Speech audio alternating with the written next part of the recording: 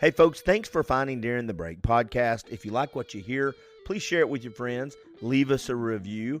And if you want to hear all of our conversations, go to duringthebreakpodcast.com. I need to say thank you to my great sponsors, The Barn Nursery, Vascular Institute of Chattanooga, Granite Garage Floors, Chattanooga Concrete, Alchemy Med Spa, Optimize You. Go find those sponsors on social media, like their pages, follow them, and do business with our sponsors. Now, let's do a podcast.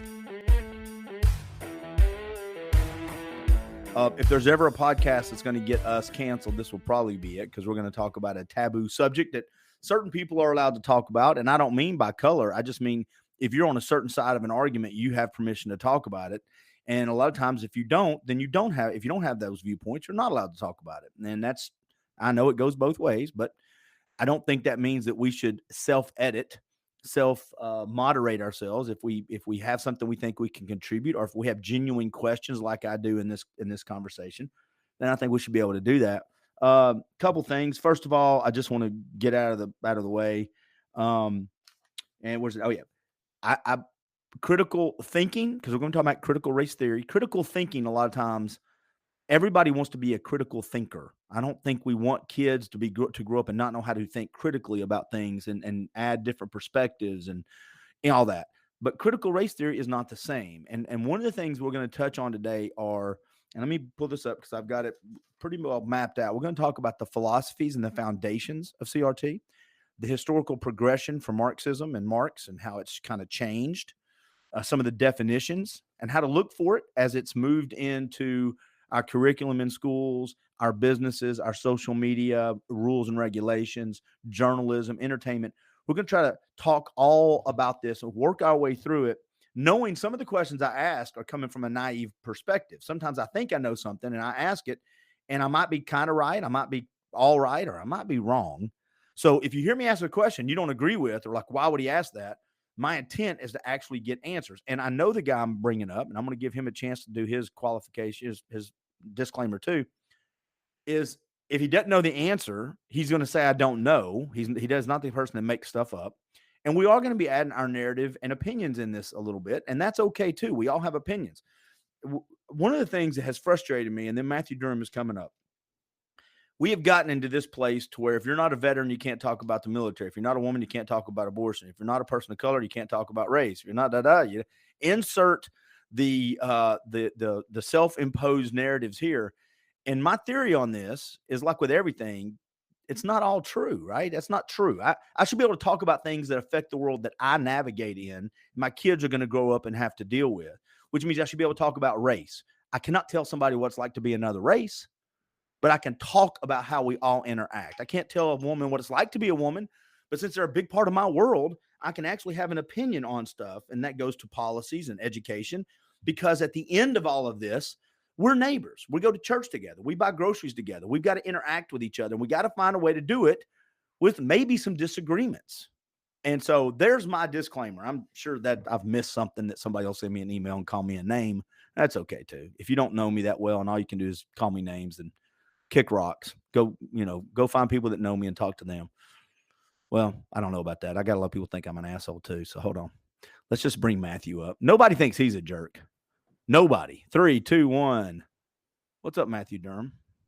Hey, how you doing, Clint? Nobody thinks you're a jerk, man. I made that bona fides right there. Nobody at all. Never happens. Nope. He never fought with his wife, his kid. Nope. Yep. I mean, she just knows you're right. She doesn't even ask questions anymore. It's true. Yeah. Well, now you just lost all credibility. He has just claimed to understand women, and now everything he says after this point is a big but, right? No one believes it. Do me a favor. We're going to talk about kind of I don't know why, but it is a touchy subject nowadays. Tell everybody who you are, and then I'm going to start off with a question about CRT. And when I say tell everybody who you are, use that as a time to disclaimer, sources you used, anything. The next couple minutes are yours. Sure. So, hi, everyone. My name is Matthew Durham. I am a research project manager at the University of Tennessee in Chattanooga, where I received my master's degree in psychology, focusing on research, as well as my undergraduate degree in philosophy. I work as a project manager on a study that has been going on for over 20 years at this point, looking into how people's worldviews and their faith develops over time. So we've re-interviewed people multiple times. It's one of the most fun things about what I do is listening to people and their perspectives, and especially when they're very different from my own. Before all of that, I worked in cancer research for about 8 years. I am also currently, you might say, maybe a journeyman or something like that in terms of homesteading. And philosophically, I was sort of raised within the Enlightenment liberalism tradition. So, for example, when it came to issues of race growing up, in all of the schools that I went to, no one cared. People dated across racial boundaries. We didn't have racial segregation in terms of friend groups. Um, it was just a very granted, I was going to small sort of private religious schools, so Right. maybe that's a different context than what some people were dealing with. But um, that's sort of where I come from, and the lens that I view to this. Um, for some of you may be wondering why the heck is someone who studied psychology and philosophy any kind of why should we listen to him on the basis of on the topic of critical race theory. Well, you certainly don't have to. I'll try to persuade you that there's some value there. I'm using my psychological and philosophical training to to study this particular material. I've been reading it for several years. Some of my sources that I'm going to use here, I've used both pro and con sources. The sources in favor of critical race theory include Critical Race Theory: An Introduction by Delgado and Stefanchik, written in 2001. Critical Race Theory: The Key Writings That Formed the Movement, which is a compilation of writings put together in 1996. It is sometimes referred to, or often referred to, in the critical race theory movement as the Big Red Book, which those of you who are familiar with Mao may recognize the direct allusion to his Little Red Book. Also, I'm specifically drawing from some smaller papers like Kimberly Crenshaw's Mapping the Margins, Cheryl Harris's Whiteness as Property. On the con side, the big ones that I'm drawing from are Douglas Murray's War on the West from 2022, Ramaswamy's A Nation of Victims, also 2022, James Lindsay's Race Marxism, also from 2022. And John McWhorter also wrote a book that was pretty influential for me. For whatever reason, my brain is forgetting. What's his name again? John McWhorter. He's a linguist. Yeah, he's an American linguist and the elect anti-racism Woke movement. racism. Yeah, it's called woke racism. Woke racism, yeah. Yeah. And that came out, I want to say, last year as well, 2022 or 2021. And I'm looking at him. I think I've actually heard some of his, but he's an African-American gentleman. Am I correct? Am I looking at the right guy? Yes, he is. Okay. Yeah. He does a weekly podcast with that may be where I've heard from him. Yeah, with Glenn Lowry. McWhorter is a sort of more of a traditional liberal, and Lowry is a bit more to the right than he is. Right. I think it's fair to call him a conservative, but he might bristle a little bit, maybe. I don't know. So yeah, those are my sources. I'll refer to other things as well throughout this discussion, but those are sort of some of the, if you're looking for an introduction, all of those are good. They're both from the perspective of those who advocate for it and those against it. The most technical of all of those is going to be Crenshaw's Mapping the Margins paper and Lindsay's Race Marxism. So I also want to say that this is not at all to deny racism exists. It's not to deny the evils of countries, not just in the United States, throughout the history of the world. One group of people can look at another group of people based off the color of skin, the tribe they live in, the geographic area, the religion you believe. I am not saying that. I'm not saying that there's not privilege that comes with any one of those things. If you take a snapshot in history, I'm not saying that. What I am saying, though, is that it is important to have these conversations out loud because my stance, and then here comes the question to you. We'll start it off with the question. My stance is, of all the nations that have tried to navigate, manage, massage the evils of men's hearts, I think the United States and the Constitution, the Bill of Rights, has done it the best so far. I'm not saying we're not done evolving, hopefully, as a society, but it's hard to look back on it and there's no magic button. We seem to judge people, the world they lived in 200 years ago, and say, well, that's who we are, and it's not who we are. We've come a long way. I am afraid there are philosophies, there's ideologies that are getting fed into us now, that their goal is actually to reverse, to go back, to pull us apart. And by pulling us apart, and then I'll say this, and you can agree or disagree with the question that's coming, but by pulling us apart, smaller segments, it's really easy to control, manipulate, pit us against one another. Once I have a set of 300 million people, I have you in categories. And then I just feed y'all the same feed and y'all can fight each other and I get to control because I've got all the answers. It's a simple way of looking at it. Is that part of how you see this too? And then take this opportunity to what is CRT? Yeah. What's its philosophy, its foundations? Sure. No, I agree with you that the way that the Constitution and sort of Western society, Western liberalism has functioned is through this idea that it takes a while for humans to learn.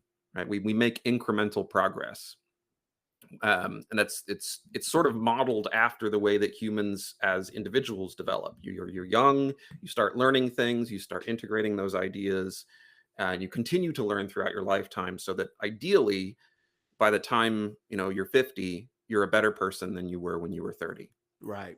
And that's the sort of the ideal that we're operating from in a Western liberal Enlightenment tradition.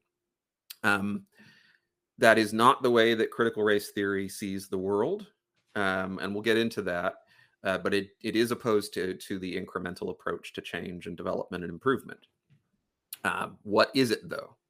So one of the things I really want to make sure that I'm doing in this conversation is that I am expressing the perspective of those with whom I disagree in a way that they would accept. Okay. That is in fact what my entire master's thesis project was about, was studying how that affects our perspectives of each other when we can actually express their perspective to their satisfaction. So if I screw that up, then I encourage our listeners to give some feedback on this. So I'm going to provide a couple of definitions that are a little bit useful. And then I'm going to also pull directly from someone else. Then this is the third one is not my definition. Okay.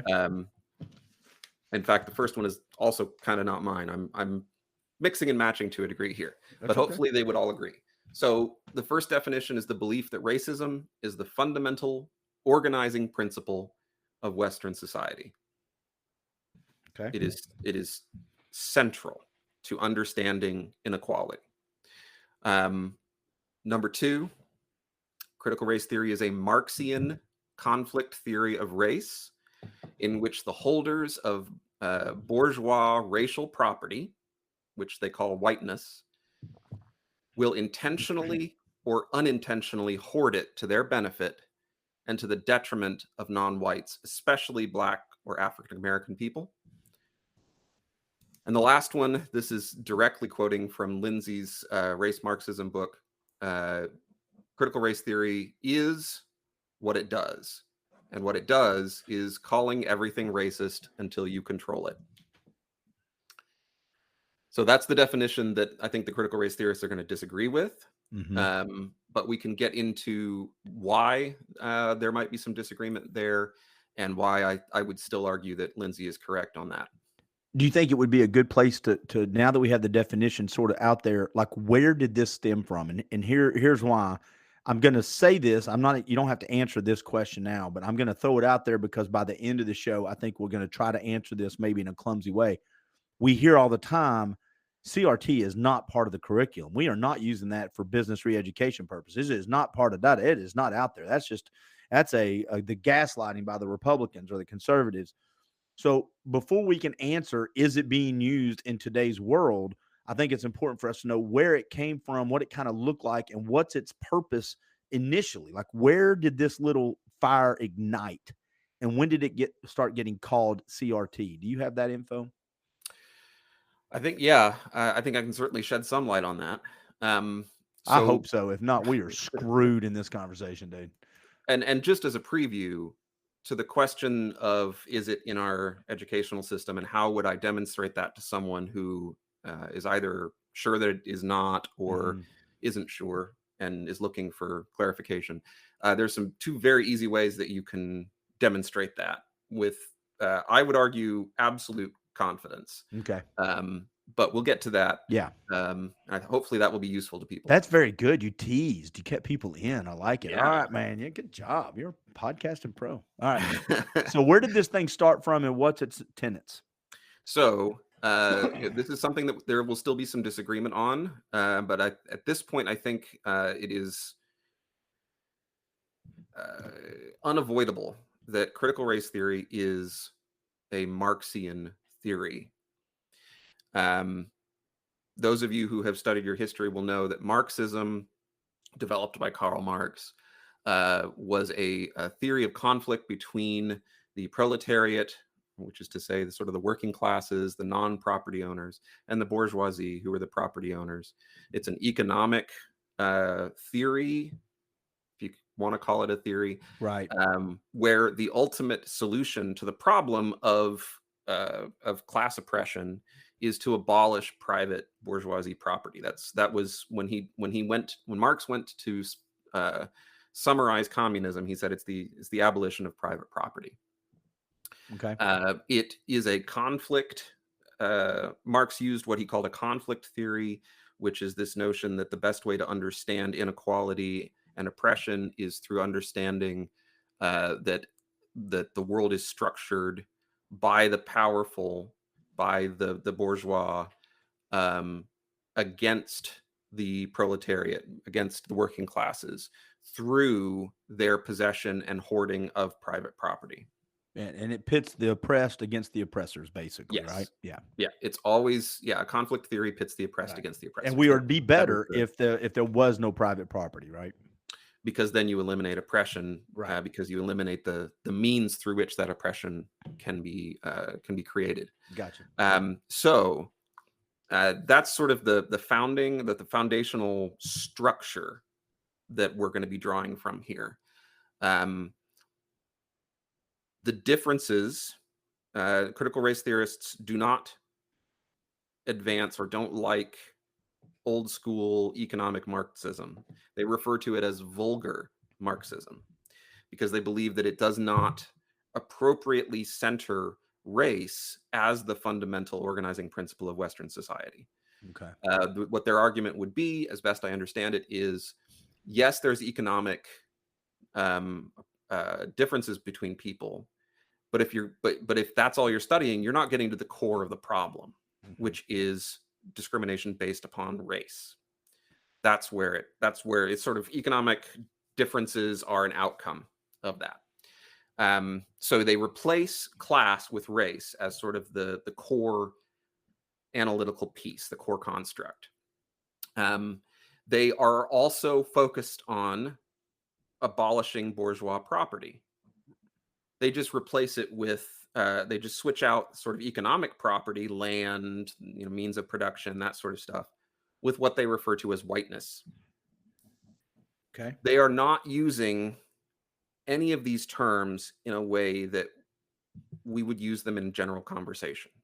The word critical, the word race, and the word theory are all used in particular ways within their context that if you use them expecting that they mean what you mean, you're not connecting with what they're saying. We've talked about this before. Definitions of words matter. If I'm saying critical and you're saying critical, and I'm assuming that you and I are both meaning the same thing, we can get pretty deep into the weeds on this and all of a sudden come to a disagreement and not realize that we diverged about 6 miles ago. And how did we get so far apart? And we're like, well, because I thought we were on the same page, man. We were saying critical thinking. Yeah, but I mean something different by it than you do. Absolutely. Okay. Yeah. And real Um, quick, and this is how it's going to go because I don't want to. I got questions as you start giving out information. How do they address? Or and again, I don't know is a good answer if you don't know, but you go back to European the world before the races were as mixed as they were, right? Back when everybody was more landlocked or they were more isolated. And you had oppressors and oppressed then, but it was based off class and money. You had the kings and the servants. You had the then you had the peasants. The Monty Python made skits on this where the getting carried by in carts with people out digging in the mud and come see the violence inherent in the system, that kind of stuff. And my point on that is just replacing race with money. It seems to be convenient, but it seems to me oppressors use whatever they can to oppress, and it's whatever's basically the easiest to use. Am I making sense on that? Yeah. I To be honest, I have not seen much critical race theory that goes back beyond sort of the beginning of the Enlightenment order. Okay. Okay. They really confine their criticisms to Western liberal humanism. Okay. All right. There may be examples of that I'm just not aware of, so I'll leave that open. Well, I'll break Yeah. it down easy. Eastridge assholes are assholes, and they're going to find the easiest way to have power over you, whether it makes it, even if it's, you can call them a racist, but it may be that they just see an opportunity to gain power, or it may be money, or it may be I live on the hill and you live in the valley. They've written songs about stuff like this. But all right, continue on. You were laying out the principles and the definitions and tenets. I apologize. So another key thing to understand about how how critical race theory is structurally similar or even identical to Marxian theory is the solution that it provides to the problem, which is you must develop some form of critical consciousness. So in Marxian theory, this would be you have to be able to see the oppression for what it is. And the way that you do that is by developing a critical consciousness. You must study, understand, and then implement the ideas of the Marxian theory that you are studying. So, and the reason why it's so difficult for this for non-critical race theorists, in their own opinion, to see all of this oppression is that it is invisible. It is woven into sort of the fabric of our entire society through language and art and culture and law, education. Everything has been infused with this as a means for the racial bourgeoisie to protect their own privilege. So it's kind of like how a fish doesn't know it's wet. Right. Those of us without a race consciousness will not know how oppression functions within our society, whether we are an oppressor or a member of the oppressed class. Is this when you see people, the talking heads on the cable show, say things like, you can't be anti-racist? What is it? You have to, people that say they see no color. I don't see color. First of all, I disagree with that too, but for a different reason. In other words, it's not okay just to be, I'm not a racist. You have to be anti-racist. Does that make sense? Or am I being too vague? No, you're not. That's a good example. That would be Ibram Kendi in his book "How to Be an Anti-Racist," which came out in 2019, and where he's making the argument that it's not possible to be neutral. You can either be on the side of the oppressor or you can be on the side of the oppressed. The only way to be on the side of the oppressed is to develop that race consciousness, so that you can see the hidden oppression. Gotcha. They would argue also that. Well, actually, I'm getting a little ahead of myself. We'll wait on that. Yeah. If you need more than just the structural similarities with Marxism, there's a couple of I think good examples from critical race theorists themselves that speak to this connection directly and agree that it is fundamentally Marxian. So Richard Delgado, who I referred to as one of the authors of Critical Race Theory and Introduction, he's one of the original critical race theorists. He did an interview with the Seattle University School of Law in 2011. And I'm just going to read a portion of that interview where he speaks to the origins of critical race theory. He says, I was a member of the founding conference. 24 of us gathered in Madison, Wisconsin to see what we had in common and whether we could plan a joint action in the future, whether we had a scholarly agenda we could share, and perhaps a name for the organization. I had taught at the University of Wisconsin, and Kimberly Crenshaw later joined the faculty as well, Crenshaw being the mother of CRT. Mhm. The school seemed a logical site for it because of the Institute for Legal Studies that David Trebek was running at that time, and because of the Hasty Fellowship program. The school was a center of left academic legal thought, so we gathered at that convent for 2.5 days around a table in an austere room with stained glass windows and crucifixes here and there. An odd place for a bunch of Marxists. And worked out a set of principles. Then we went our separate ways. So he's specifically referring to the founders of CRT as a bunch of Marxists. Right. Now, that by itself may not be enough to demonstrate that CRT is Marxist. They could have created a theory that was not Marxist, right? However, Charles Mills, 2003, in a collection of essays called From Class to Race, Essays in White Marxism and Black Radicalism, does explicitly connect critical race theory with its Marxian roots. So here we have some very strong indications, one, by virtue of them self-identifying as Marxist, and two, the direct philosophical connection made by Charles Mills in the essays that he collected. Go ahead. Yeah, no. I was just going to throw this in there.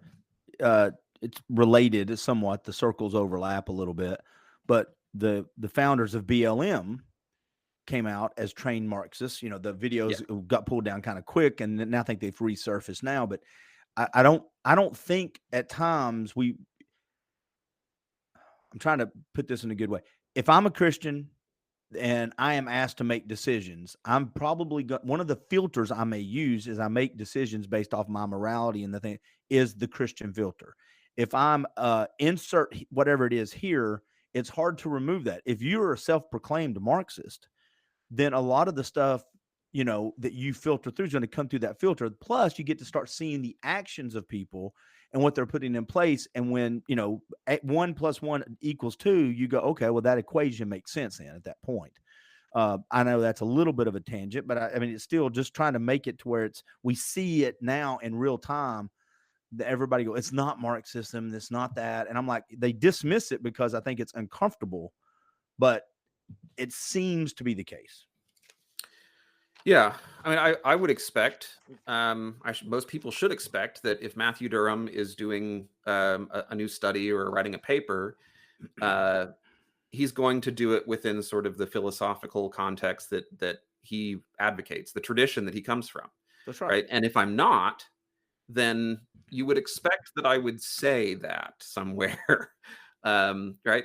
I've changed my paradigm for the purpose of this, right? Yeah. So it stands to reason that a bunch of Marxists would create a Marxian theory of race. Yeah. And certainly Charles Mills agrees with that. Well, and two, it would seem also, if anybody hears a dog barking, I'm keeping my son's dog, so if y'all can hear that, I apologize. But also, too, is if they were writing papers that were public without the disclaimer, then all of a sudden I think you would see public some of their cohorts going, hey, what's going up with this? You know what I'm saying? We just don't see that pushback. So you tell me I want to make sure we put all the philosophical foundations and starting point of this in place before we start doing the historical progression as it kind of ignited from the Marxist thoughts, then how it started moving through society. So actually, this is a good point to jump to that, the sort of the historical progression piece. Okay. The next big piece after Marx would be Max Horkheimer from the Frankfurt School, who wrote a lot, but he came up with the notion of the critical theory in his 1937 essay named Traditional and Critical Theories. In that essay, he differentiated a traditional theory from a critical theory in this way. He said that a traditional theory is sort of the standard way that you use to understand how the world is. I'm really paraphrasing here, but right, it's the means of understanding how the world functions, what it is. It's the sort of how we figure out what the facts are. A critical theory, on the other hand, is a moral criticism of the way that the world is, and it develops a means through which we can change it. So it is effectively, it's an activist approach using a moral criticism to start. And one of the main points that he argued is that critical theories are indispensable because the current system that we have cannot be criticized from within it. You can't use the tools that the system has developed to criticize the system itself. You have to be able to step outside of it. Okay. And the way that critical theories propose that we step outside is by developing that critical consciousness. That's what I was, okay, good. Yeah. So we're like, this is, if you're familiar with Plato's allegory of the cave, a more recent example is actually maybe the most accessible to our audience, The Matrix. Right? So Neo doesn't know that he's inside of this system that oppresses him. Right. The only way that he can understand it is by stepping outside of it and then coming back in as an outsider. So Neo exiting the Matrix, right, taking that red pill, is Neo developing what they would refer to as a critical consciousness. And if you remember that movie, which I love those movies, as long as he's in that system without being aware that he's part of it, he's really helpless. He's just reacting to things around him, noticing those little those things around him. But once he steps out and comes back in, now he can use the knowledge he has against the system. That's the only way he can actually start fighting the system, is once he steps out of it, learning how it's operating, then going back into it with a different set of knowledge and skills. Yeah. I mean, the system in through the mechanism of the agents can take over individual human minds within it and use them for its own purposes. Right. That would be what they would refer to as complicity. Right. That you're so unaware that you are supporting the system that it can completely take over you, and you are your behaviors, your perspectives, your personality are all determined by the very structure of the matrix that you exist within. This, and I'm going to say it out loud as a statement, you correct me. This is how you can get Larry Elder being called the new black face of white supremacy. This is how, when people go, how can that person be a racist when they are of Hispanic descent or African-American descent or whatever? How can someone be a misogynist if they're a woman? And all of a sudden, when this critical theory is tweaked for whatever for oppressor it needs to be, all of a sudden it doesn't matter really if you're part of the group that should be oppressed. If you don't see it yet, you're part of the oppressors. Absolutely. Okay. Either directly or indirectly. Right? Larry Elder doesn't know he's racist against his own people. He doesn't know that. He's just part of the matrix. He's not good enough to be out of it yet, so he can see his how he's being used. Correct. Wow. Yes. Okay. I'm with you. Thanks for dumbing it down and using Matrix now. See, this is what I needed, dude. I love the Matrix. God, I hope he comes up with some Caddyshack analogies or Back to School or something. Maybe The Office. I'll really start being smart then. Clint, it's just like Step Brothers now. Did we become best friends? All right, keep going, dude. Sorry, I interrupted.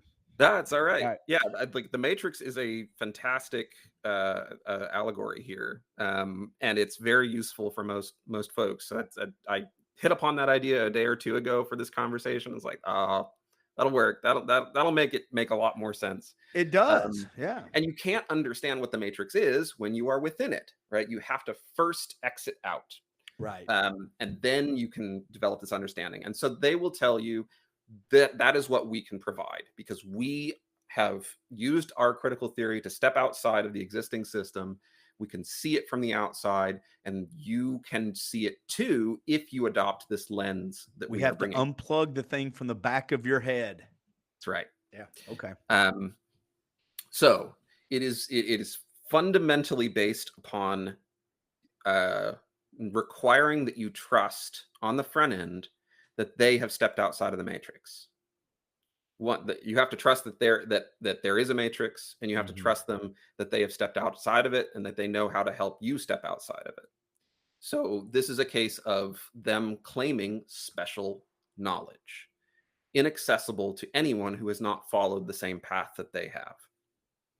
It's very, very important that this is I would argue it is a faith, that they have developed, a Marxian faith, that they have developed this special, unique knowledge through their process of developing critical consciousness. They went to the mountain and they've come back down with the rules they will impart to you. If by your chance you will also come to the altar with me, I will share that with you. Yes, Okay. they will tell you that it is scientific, but they're using the Marxian notion of being scientific, which is not what any of us would normally understand the word to mean. Okay. It's not based upon evidence and inquiry and testing and hypothesis development and engaging with your critics. It's based upon the pure assertion that you're in the matrix, the race matrix, Okay. right? So we take this notion from Horkheimer, and you jump forward about 30 years. His roughly his successor, who was an absolute academic rock star in the 1960s by the name of Herbert Marcuse. And he was struggling with, a lot of the critical theorists were struggling with something that they'd realized, which is that the communist revolution was not overtaking the West, that capitalism and Western liberalism, democracy, all of these things were effectively they were allowing the working class to achieve success and happiness. People were pretty happy with their freedom to pursue their own interests. Imperfect though the system may be, Okay. the working classes were lost. And so Marcuse suggested, well, we need to find a new source of revolutionary zeal, as he put it. And he referred, his eventual choice was, we need to focus on not on economics and money, but we need to focus on identity, specifically within the ghetto population. His words. That was his words. Yeah. Wow. Okay. So this within a few years, we see the emergence of critical legal studies, which is the direct precursor to CRT.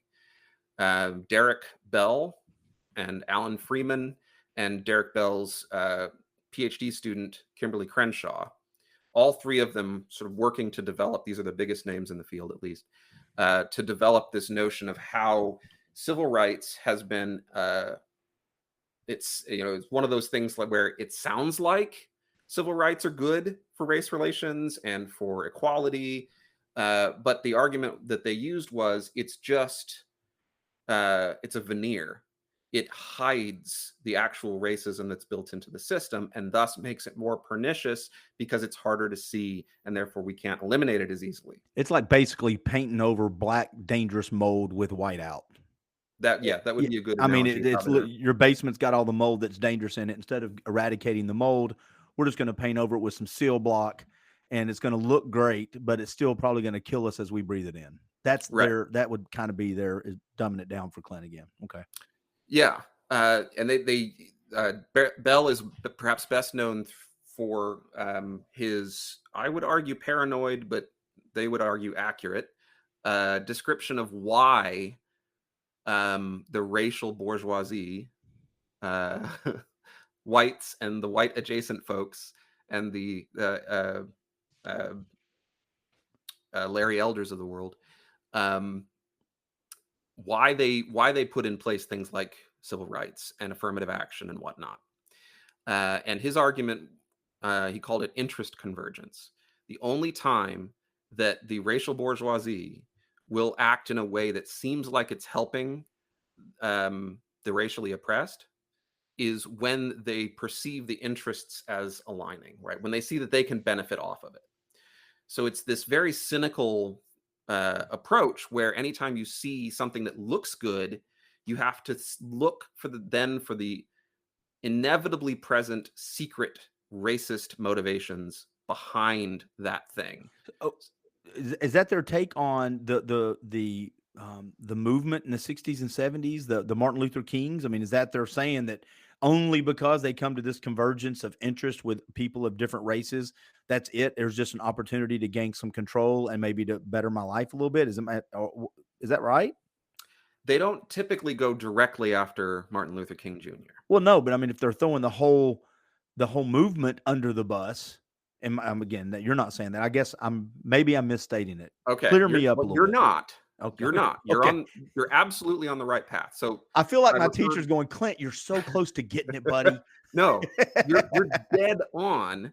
Um, they don't name drop MLK Jr. when they're criticizing these things. Oh, So let me okay. give you an example. Uh-huh. I referred earlier to Delgado and Stefanchik's Critical Race Theory and Introduction. This is the very first paragraph. This is basically written for a general audience, so you could give it out to high schoolers if you wanted to. Okay. All right. The critical race theory movement is a collection of activists and scholars engaged in studying and transforming the relationship among race, racism, and power.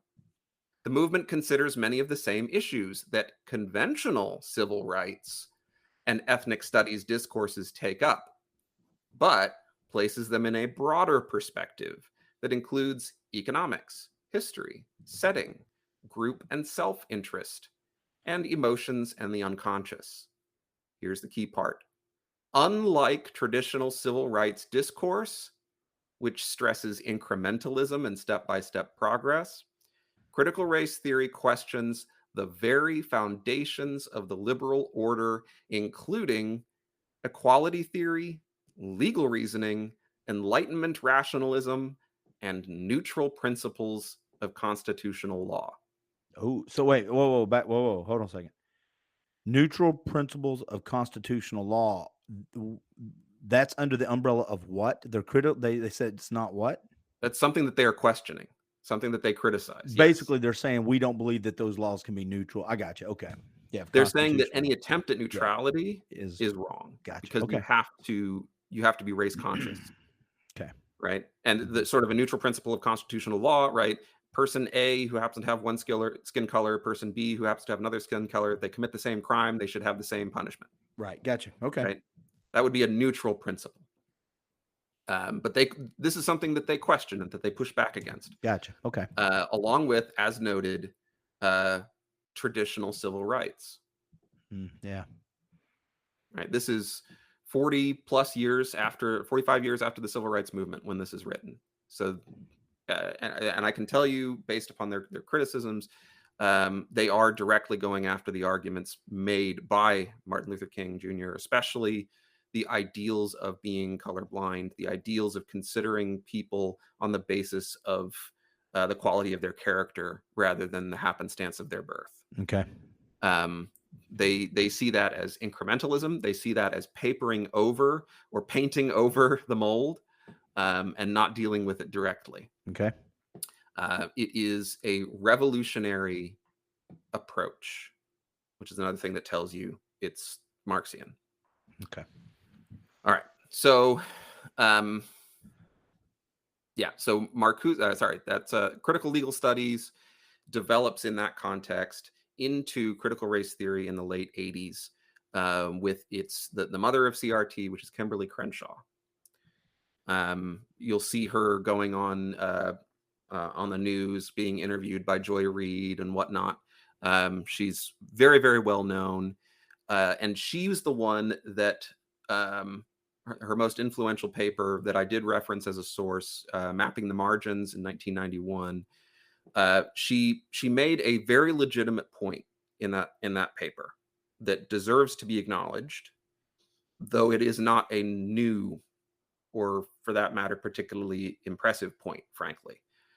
So one of the things that she was pointing out in that paper is you can have racism interacting with other characteristics.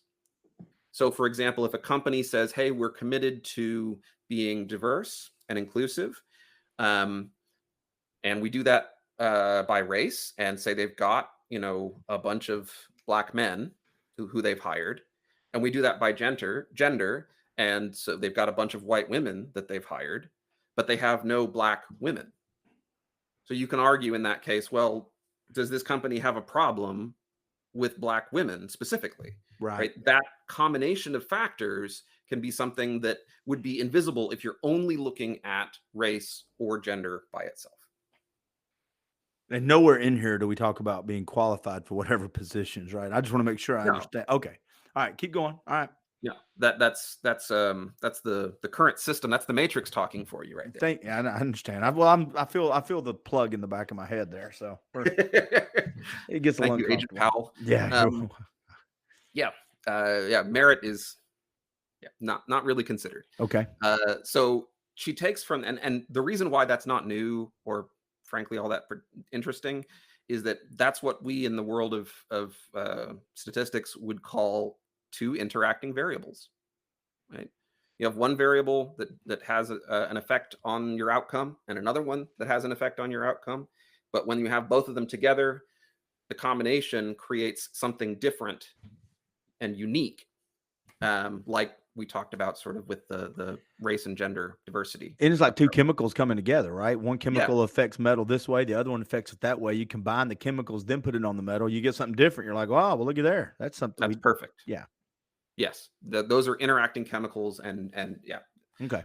So that's sort of the argument that she's making. And the reason why she made it is that she wanted to use these intersecting categories of identity as a means of pulling together and binding together all of these different identity-based movements. Mhm. So whether it was feminism, whether it was queer theory, whether it was critical race theory, disability studies, you can go on. This was a means to say, hey, these are all important and they all interact and we all need to band together under sort of the banner of a single political force. Yeah, like a coalition of the oppressed. Absolutely. Okay. And this was the sort of the theoretical means through which they did it. And out of all of this, we see the emergence of critical race theory into the 2000s, into the 2000 teens. And many of you will have heard of, many of our listeners will have heard of sort of how this has been brought out into the broader culture through people like Robin DiAngelo, who wrote a book called White Fragility. And she exemplifies this notion that the racism is always there. It just may not be visible unless you're trained to find it. Right. When she pointed, this is a quote from her in a 2011 paper. The question is not, did racism take place, but rather, in what ways did racism manifest in this specific context? Again, you have to operate on this assumption, this presupposition that racism is always there. It's always you can't get to that point unless you're looking for it everywhere. And if you look for it everywhere, you'll find it. Because they will tell you how to look for it. Right. Okay. Another example that we talked about or mentioned earlier, Ibram Kendi, who wrote the 2019 book, How to Be an Anti-Racist, within which he also argued that the solution, one of the solutions to the problem is to create a federal department of anti-racism run by people who are trained to understand racism, which is to say critical race theorists, that would oversee every policy implemented at every level of the state and federal government to see whether or not it created differences in racial groups that disfavor one or more minorities. They don't care if it goes in the opposite direction, right? If white people are making less money than every other racial group, that's fine. But if, say, if one minority group makes more than another, that might be a problem. If whites are making more than another minority group, that's a problem. But of note, this is not a department that would be subject to any separation of powers. It would have total oversight over every other branch of government. Well, you have to be trained. Yeah. I mean, yeah. So when I said that I agree with James Lindsay's definition of critical race theory as calling everything racist until you control it, this is an example, right? That control is the ultimate goal here, because they believe that only Only when the country is taken over and the revolution occurs and the critical race theory lens is brought to bear by those in control Mhm. can things actually change for the better. All right, can I say this 2 things real quick, dumb it down again for Clint? One, go back everybody and listen to the podcast we did on equity versus equality, because I think that is big play in this too.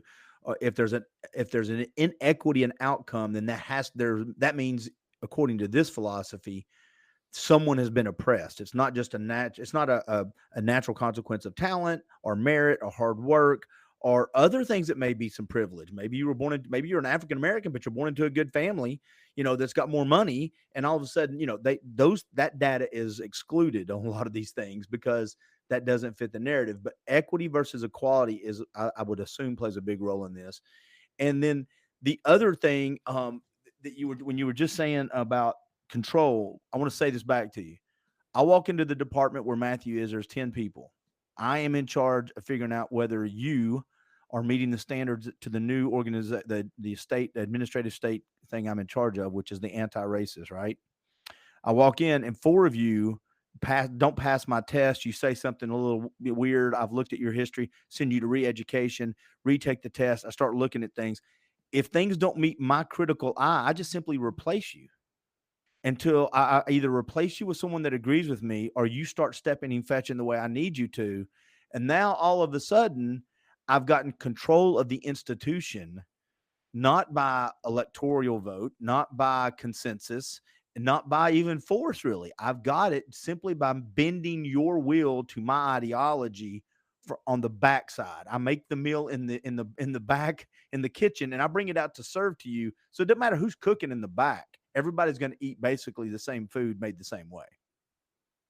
Yeah, they cannot be accountable to anyone within the existing system. As soon as you stand up against it, you're gone. Apparently you don't, you violated the anti-racist policies we have in place, Matthew. I'll send you to a school. You can re-educate yourself, or you can step down, or I'll just replace you to get somebody that agrees with me. And you now can't be accountable to anyone within the matrix if you're looking to tear down the matrix. There we go. And all of a sudden now I've got control of the institutions, and nobody really knows it's happened because it's this admin state over here that's getting lost in the headlines of, did Biden have ice cream, and did Trump send out a stupid AI video? Whatever. Okay. Sorry, I interrupt with my little digressions. No, you're absolutely right. So that brings us more or less to today. So we're that should give our listeners kind of a sense of how things progressed, what the basic premises are, how it functions, what critical race theorists believe about the nature of the world, Western society especially, and how it must be revolutionized. All right, so I'm gonna do this kind of as we get to how it's being used nowadays. I'm gonna set this up for you. Is that okay? Yeah, absolutely. All right, so I'm gonna add some narrative. This is Clint's thing, and then I'm gonna hand it off with you because I'm gonna give you what I hear on the talking heads. It's not being used. This is not something that's happening in the world we get. Oh, look, man, this girl reaches out to me all the time. Apparently, I always pop up on her timeline, and she'd like to join my circle of friends. Mm-hmm. And I don't know what dude is in their basement doing this, but man, God bless you. I'm not going to be a good target for you because I don't click on any of this stuff, but I hope you have a good day. And I think your mom said the meatloaf's done. So, all right, here's 2 examples. I'm about to get hacked now. So whatever happens to Clint's page after pissing off that person. I want to say this to you real quick, though. There's 2 examples or 2 things I want to bring up that frustrate me to no end about Florida. These are specific things that if we would just read headlines, I think we would understand better. One, you hear all the time, Florida's banned African-American studies, and DeSantis has banned it. Me and Jeff Stiles, my buddy, have this conversation. He didn't ban it. As a matter of fact, African-American studies is required in Florida. What they did, and there's a great tweet by Manny Diaz, but what they did is they saw when the new curriculum came out that there was several examples of critical race theory, critical queer theory, all these different things we're talking about were embedded into the curriculum. There was 5 or 6 points. It wasn't the whole thing. And they just sent it back and said, hey, remove those things and we're good to go. They removed them. And on the other side of that, it was still mandatory to take African American. You have to learn about African American history in Florida. Second thing, also Florida. I saw this headline. It was brought up to me. I saw people sharing it. DeSantis has banned that you can talk about the race of Rosa Parks. Did you read that headline? No, I didn't hear that. Oh, yeah, you can't. And everybody, I saw all my friends that hate DeSantis, man, and then you read about it. And what it was, Florida had nothing to do with it. The publisher, trying to make a point, I think, and as an overreaction by their own admission, edited the curriculum and took out the race of Rosa Parks, sent it to Florida. Florida called it and said, hey, this is an overreaction. The publisher basically resubmitted it, putting the race back in there as it should have been to begin with, because Rosa Parks is a badass. And so what bothers me about this is if you go by the headlines, you would go, oh, well, there are people out there that just don't want us to learn about African American history. And that's not the case. It's what people are trying to do with these headlines. The last thing I will say, and then I'm going to come to you with the question. I'm listening to you now for almost an hour. And I still think it goes back to money and poverty and leverage of power. And I think they will use anything. And here's what I mean by that. As soon as you see someone who is well known in the LBGTQ, I'm missing an initial. I really don't mean that as an insult. I can't remember it. I don't talk about it that much. But as soon as you see someone in that realm, they become powerful. They get a better life. A lot of these people that come through the Marxist training forget they're not supposed to do this. BLM, get the mansions. They get the cars. They disperse all the money. There's really no money there anymore. Same with anybody that's called a feminist. If you fall on one side of it, what bothers me about this is it seems like some people are just honest about it. But once the power and the money has been achieved and raked in, they buy the homes with the walls and get the guns to protect them. And how I can tell is because they get the nice homes. They build the walls. They don't have to, those people don't have to operate by COVID standards. We watch them going out and violating them all the time. So in my world, I don't understand why we can't take a step back and go, wait a minute. If we see Marxist theories built into this and people using it to leverage power, money, and control, then they go and use that to do the very same thing they're complaining about. Why are we giving money and credence to these ideologies? Now, I know that is true in churches too. You can find hypocrites and people that go against ideologies all the time. With that being said, do you have anything to say on my little rant? I had to throw that in there to scratch my narrative itch. If you don't have anything to add, I will ask you the question. So I think you're right to ask the question of, is this just about acquiring power? Now, for a field that focuses so heavily on power dynamics and power relations, that's a legitimate question to ask, right? You can have people that are just interested in, like, how does power function? What are the ways that it's used? You could have people that are interested in power, like who has the power, and how does that change over time? What characterizes the transition between different groups being in power? And you can also be interested in power because you want it, and you have to be able to differentiate between those three. And my argument is overwhelmingly the folks that are in this genuinely do believe that they need the power. They just know better than me and you. Right. They have that special knowledge. They've been outside the matrix. They can save us if only we listen and we follow their prescriptions and adopt the lens that they have found through this process of critical consciousness raising. So I don't I don't think you're wrong to ask that question. I think there almost inevitably there's going to be people that really genuinely just are interested in sort of the academic question of how power functions and how it transfers.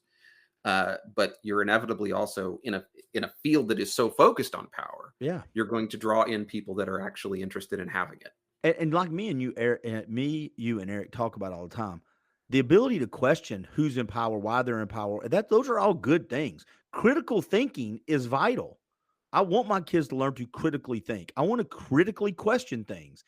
It's when you take these definitions, kind of morph them to fit something that's different and try to sneak it in underneath a different headline that bothers me. So my question to you, sir, is, we alluded to it earlier.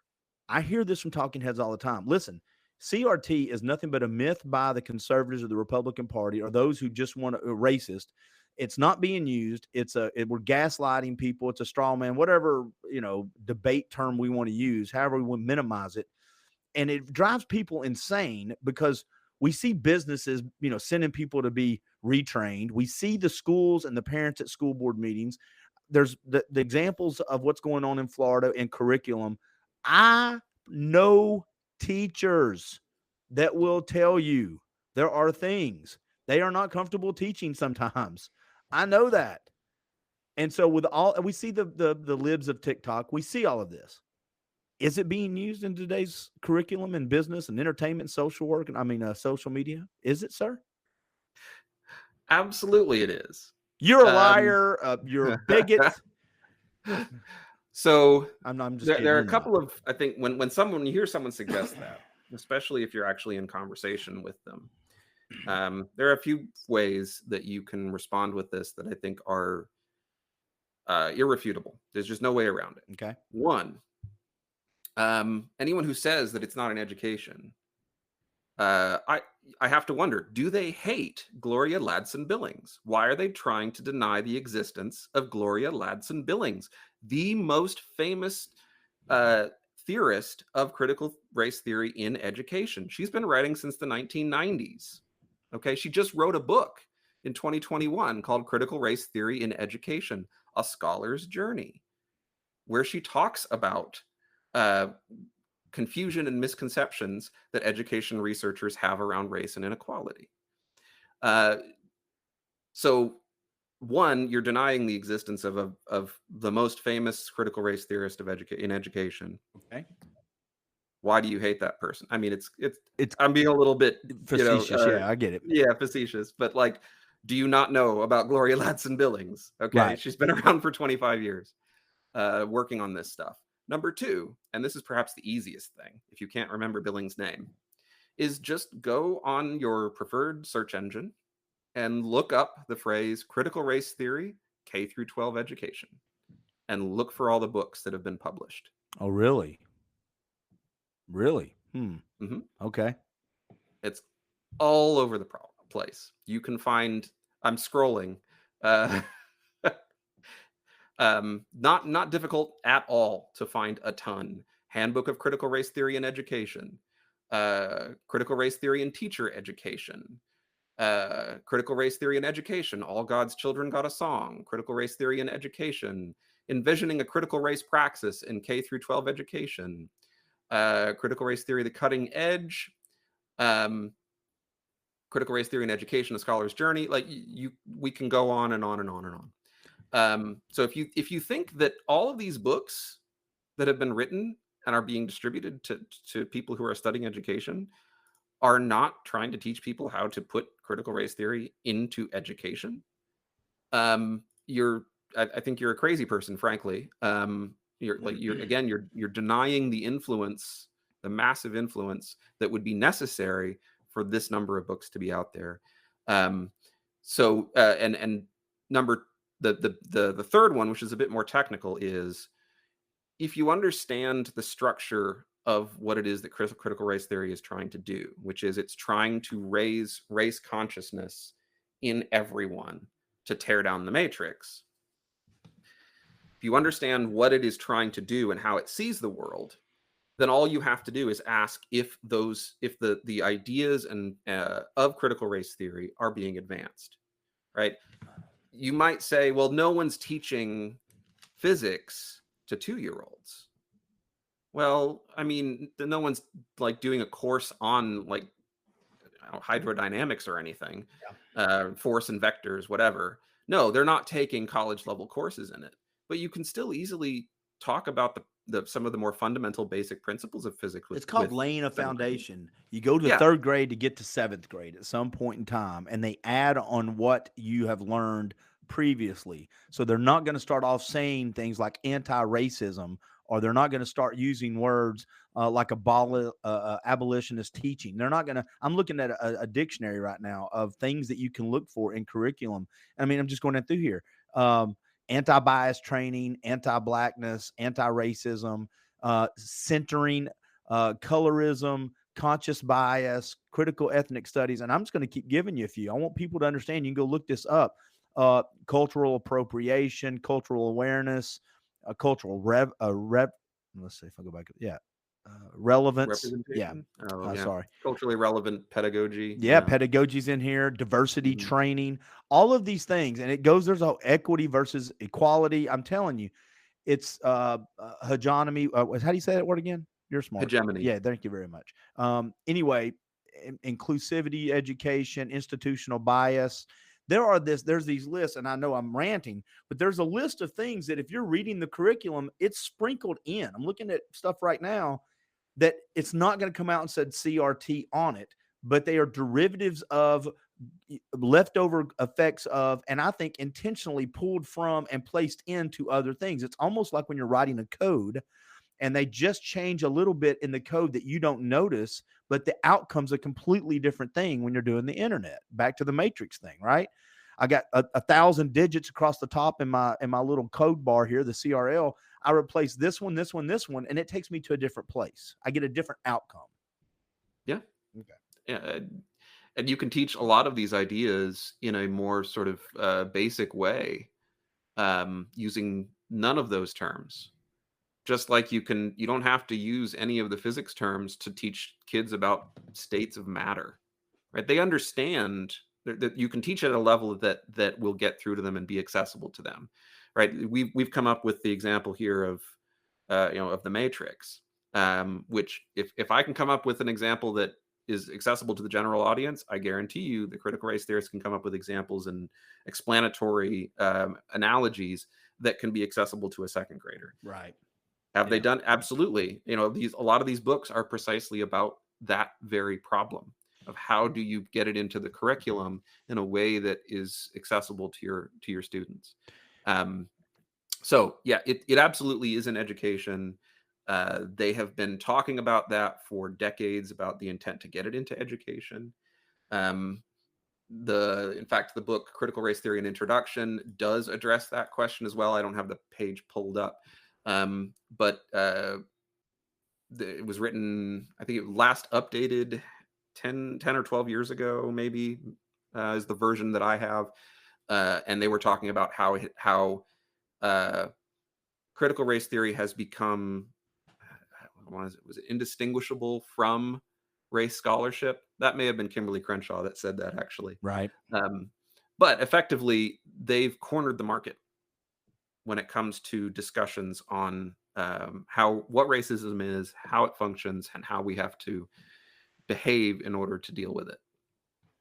I'm trying to find this real quick. So Florida, the Department of Florida, it seems like on the cutting edge of this. They released 2 examples of math problems that gave examples where critical race theory was actually being used in the books, in the curriculum. And I can't find them real quick. I mean, I'm reading articles, and that's the other thing about the news stuff, man. Listen, I know y'all got to get clicks. Get to the meat of it. You got 2 seconds for me? Yeah, go ahead. Yeah, and it is showing up. Yeah. You found it? Well, it just says, "What me?" ? What me? A racist? More than 2 million people have tested their racial prejudice using an online version of implicit association test. Most groups' average scores fall between slight and moderate bias, but the differences among groups by age and by political identification are intriguing. And then it gives this quiz that people can take and find out if you're a racist or not, basically, how far on the racist scheme. And that is, and if you keep reading it, it's it's a CBS affiliate in Florida. So it's not like I'm having to go to a fringe website. But if you keep reading it, there's another example that does basically the same thing. It starts at in high school, middle school, categorizing Clint. I'm white, so I am an oppressor. There's nothing I can do about it. I'm an oppressor. My buddy Matthew, who's African American, is the oppressed. And immediately I am going to start being, if I've not handled it correctly, I can learn to be bitter against Clint, and Clint's going to learn to feel inferior. And I've said this so many times. I do not understand why we want our nation to have a bad self-image. I'm not saying we don't acknowledge the evils, but we teach our kids that we are good and bad and how to navigate, be more good than bad, and work through that. And I don't understand why we want any less of our nation, because we see what happens when America's weak. Look at the world around us. I know I went on a little tangent there, but there's two examples of how CRT has slid into the curriculum. And if our school boards and our state governments aren't diligent on this, the federal government's not going to help with it. If they're not catching it, your kids are going to go to school.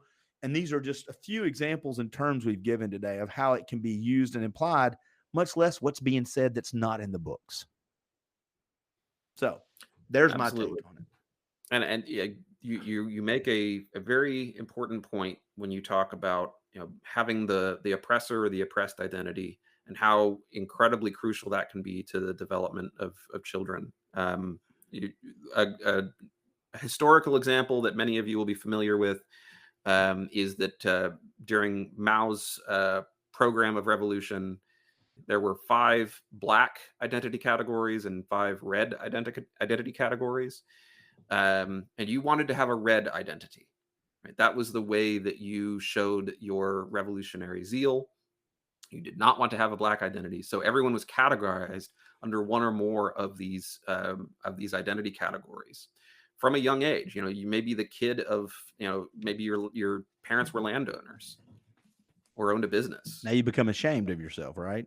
Now you have a black identity within the Maoist system. And I want to say that actually extended 2 or 3 generations beyond the person with the black identity. The only way to deal with it was to have was to explicitly seek the red identity, right? So the core, or the comparable example here is you have to become an anti-racist, right? You have to adopt the good identity in order to begin to see and understand how the system should be revolutionized, what the problems are. So yeah, James Lindsay describes it as sort of the modern woke movement as Maoism with American characteristics or Western characteristics. Yeah, it's like a virus. It's mutated. It's adapted. And in fact, there was a paper written back in 2015 or 2016 by a couple of women's studies ladies that did explicitly describe the critical theory within women's studies as being like a virus. Yeah. So yeah, it's not a comparison that is new. Even they make it themselves. If you understand how the teaching of critical consciousness must take place within their system. I'm going to say one last thing. I'm going to let you wrap it up, unless there's something else you want to add after that. But one of the things that seems common sense to me, again, has been removed from so many of these conversations. The best way to change people's minds is, if I try to change your mind and you're 30, I've got a hard row to hoe. If I try to change your mind or just mold your mind when you're 5, it is not that hard, because I can convince you that you're Superman when you're 5. I can convince you that you can jump off a table and not get hurt. I can convince you of anything when you're 5. You can drink invisible tea from a cup with your dad and you think you're having tea, right? And so I'm a princess. I'm whatever I can be whatever I want to be. And so it's easier to take a 5, 8, 9-year-old and say, hey, we then don't have to change anything. We then have the 30-year-old we want, because it's a byproduct. The sooner we can get you on the conveyor belt, the better.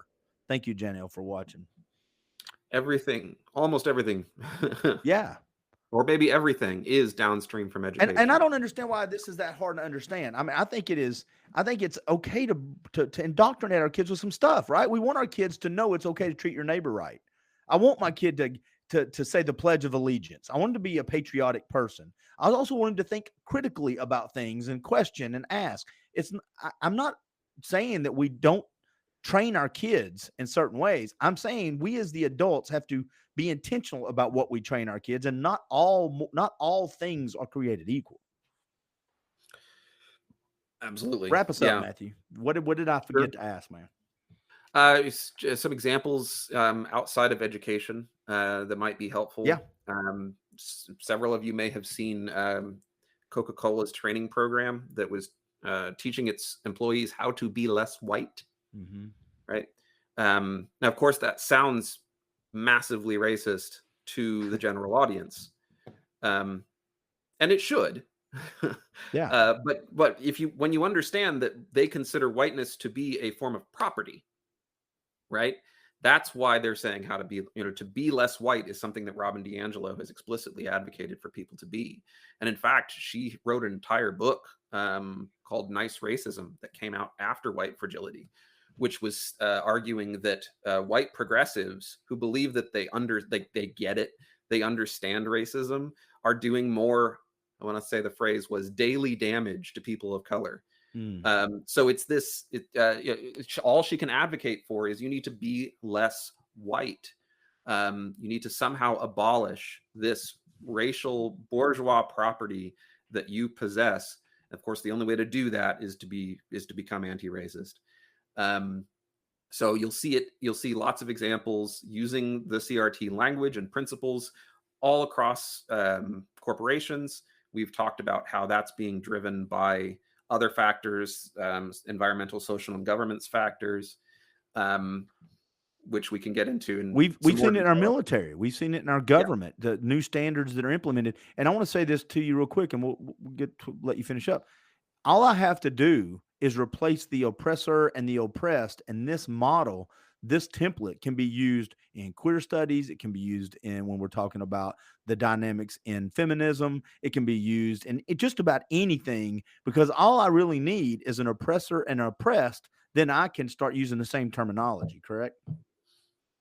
Yeah, it is structurally almost identical to all of these other theories, whether you're talking, like you said, queer theory, post-colonial theory, disability studies, feminism, or Marxist feminism. You just switch out the nouns and you get exactly the same argument. That's that has been crucial for me in understanding like how they're all structurally just doing the same thing. They're just talking about different stuff. Okay. The same way. Another recent example, this just came out. I just saw this today. You were talking about how merit is not being considered and how that's a problem. Yeah. It might be important to consider that when it comes to things like building bridges and buildings and firefighters and whatnot. Yeah, pilots. But there's a report that just came out that the Seattle firefighters are now being considered for promotion on the basis of largely their understanding of Ibram Kendi's How to Be an Anti-Racist. It's in the testing. See, and what frustrates me about this is it gives people an open door to say, "What do you mean, man? You don't think African Americans can be leaders?" And that argument ticks me off so much. No, I'm not saying that at all. I'm saying because you're African American doesn't mean you're automatically a good leader. Just like being a Caucasian doesn't mean you're automatically a good leader. Maybe things should be released on the merit of how you handle the job, the test, all of these things. And that's the part that frustrates me. One of the things we've talked about many times is these type of conversations, these type of ideologies take away from us addressing real racism, real assholes, real discrepancies between men and women, or, real people that have vile thoughts about homosexuals in their brain. We miss those conversations because everything is everything. And because everything is everything, nothing is nothing. And now all of a sudden we're in this big world where, man, if I'm a predator, if I'm an oppressor, I can hide right in front of you. I just get to hide in front of you. All right, sorry. Yeah. I mean, when you overuse these terms and it begins to apply to absolutely everything, like Crenshaw applies racism to, in a way that's similar to water and a fish that doesn't know it's wet because it's swimming in it all the time. Yeah. That's where it goes. Is it? Yeah. Now, of course, that's in their perspective, that would be Agent Durham representing the views of the Matrix. Yeah, absolutely. Yeah. But I think it is absolutely crucial to understand that what they're doing fundamentally is saying we have special ways of knowing, what you could call it. They call it a lens, but you could call it a seeing stone, right? That allows them to see the invisible. In ways that you can't possibly know. That is the claim. That is the central claim. They can see it, you don't. So they are claiming special knowledge about the world. And How they got there, all you can do is be like them, and then you'll somehow figure it out. Uh, this is different from if Clint, if you were to say, Matthew, I got this shipment of, I don't know, a beer stein from Germany. Yeah. Right. And I said, "Oh, cool. How do you know it came from Germany?" And I said, "Well," and you say, "Well, it's on the box." Yeah. I could go to Germany, and I could say, go to the company and say, "Did you send this beer stein to Clint?" Right? I could directly confirm what it is that you're saying without adopting any of your values whatsoever, any of your perspectives, nothing. Right? Evidence is something I can use in those kinds of contexts. You cannot use it with critical race theory. I hate to say this, and then I'm gonna have to wrap it up. I got to cut, but I'm gonna let you wrap it up, of course. But this is one of those elements that I think confirms what I believe, and you and I have had this conversation. Wokeism, but especially this particular tenet, is religious, because once you start saying that I have the magic and you don't because I've been through the training and you haven't, and you can't see it till you do what I've done an altar call. I've asked you to come down front. I've asked you to agree with the scriptures that I'm reading. And listen, I'm a Christian, right? But I'm saying it sounds a lot like a church service where at the end of it, does anybody in here think that they have a problem with privilege and are too white? And if so, I'd like you to come down front. We will start the process of your salvation, because only those who take the magic word, say the magic words, or have the magic conversion of brain of the perspective, only you then will see the true sinfulness of you. A lot of people think that these are not conversations about religion that we're having. And I think they fundamentally mistake, like when they think, well, this is about race, or this is about sex or gender, or this is about colonialism, or this is about economic oppression. It's not. Marx, who created this structure, was not an economist. He was not a philosopher. He was a theologian. He was doing theology. He was creating a religion where he had special knowledge and insight into the nature of humanity and how it could be improved. That same structure runs precisely through all of these different critical theories into critical race theory. And I agree, they should be categorized formally as a religion with all of the protections and immunities and limits legally that other religions have. Yeah, and Janelle, last one also, it says, "I am God. I determine what is right and wrong." That would be the perspective that they have. Yeah, that they have achieved the godlike perspective from outside of the matrix. Yeah. Matthew, anything you need to add before we leave? Because I want to make sure that you did a lot of work preparing for this. First of all, thank you so much for doing this. And I want to make sure that anything that is not left on the table, especially from on your end.